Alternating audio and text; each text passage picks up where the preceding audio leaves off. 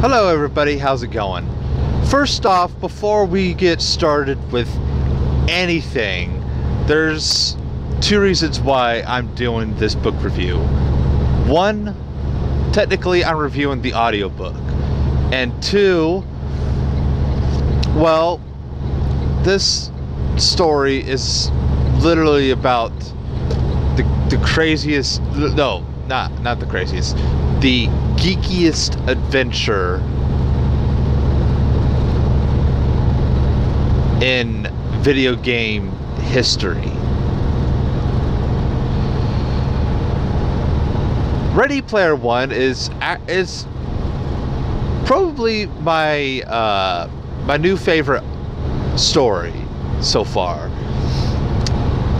but it doesn't trump Lord of the Rings. To me, Lord of the Rings is still one of the greatest stories ever written, and probably ever will be written.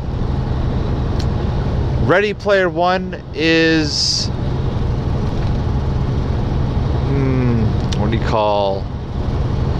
It's an exciting book, and honestly, I really enjoy it. I've listened to the audiobook at least twice now within the past couple months, and actually I just got done listening to it, and then for whatever reason I had this idea to watch the trailer a couple times, and really my inspiration to listen to the audiobook was because of the trailer. Mainly because it interested me.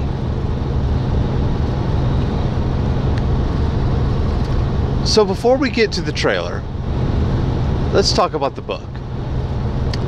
The story, Ready Player One, is about this guy named Wade Watts, and he tells his story about how he basically beat this, what do you call, basically how he found the Easter egg left by this game developer whom died.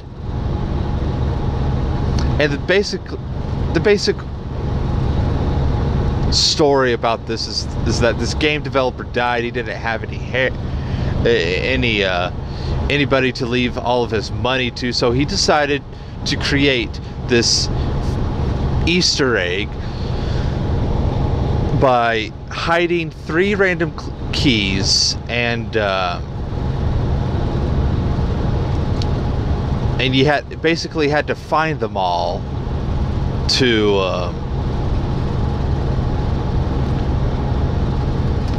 and go through all 3 of these gates to win the Easter egg. And this guy is basically just telling his story about how he won.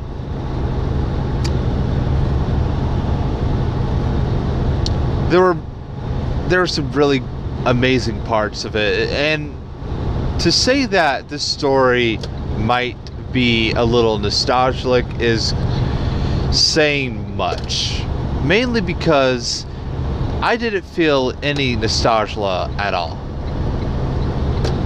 And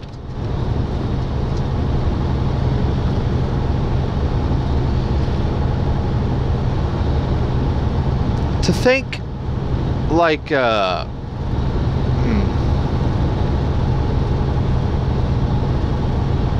I don't know.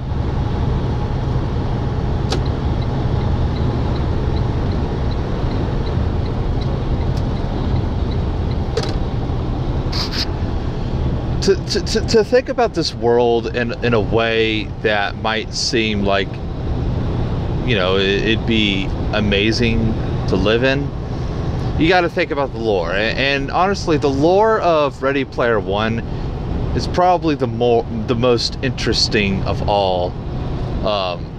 You know, the stories I've listened to or read by far. And trust me, I'm a huge fan of J.R.R. Tolkien and Max Brooks, and this story does not disappoint. If you guys are into 80s cultures, anything, this game or this story will not disappoint you guys. And the thing I liked most about Ready Player One probably is the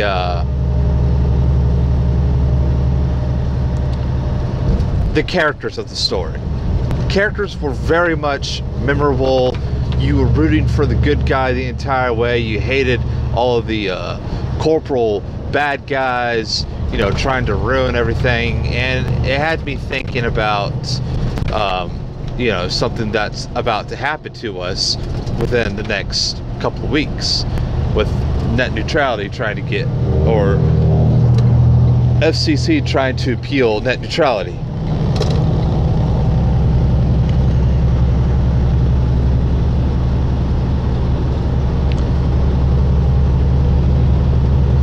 So basically,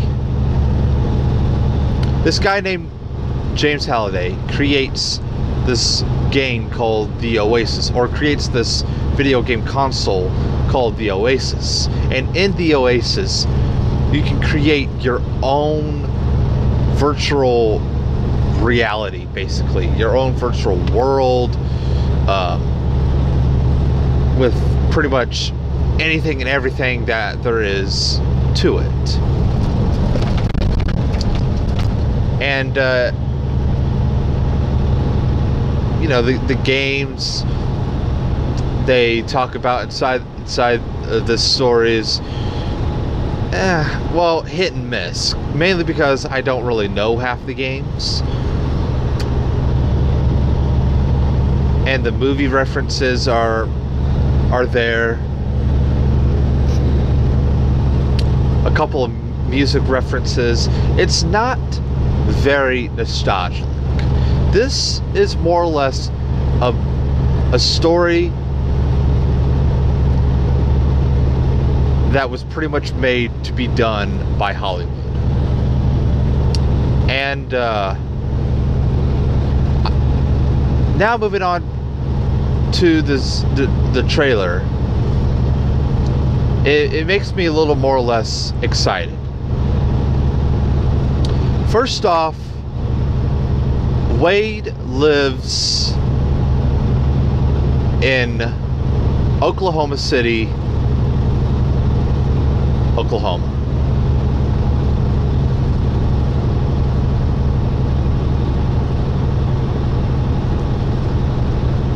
In the movie, they pretty much cut that part out. And what I'm thinking they've cut out, because by watching the trailer, he literally just said that he was from Columbus, Ohio. Now in the story, he does eventually go to Columbus, Ohio. So technically, I guess it was an easier way. Don't entirely know. I kind of have a theory that in the movie, the reason why they cut that out is probably to make the movie just a little shorter, I guess.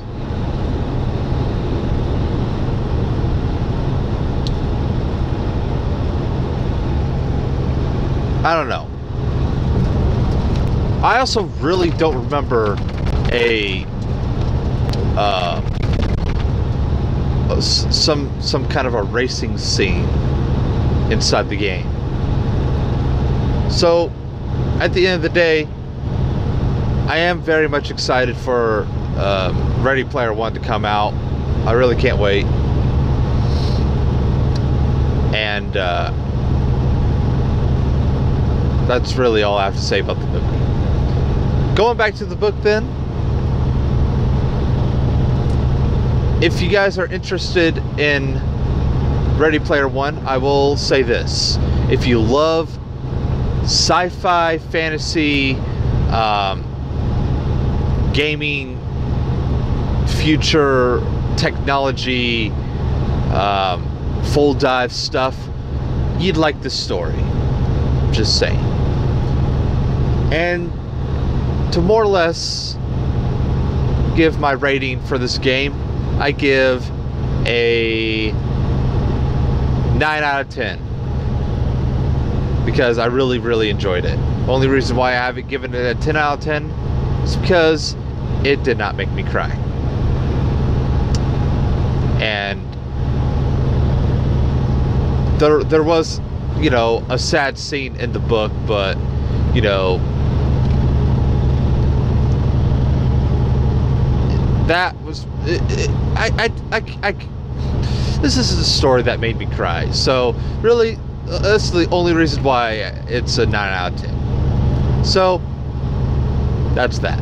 Thank you guys so much for watching, and I'll see you guys next time.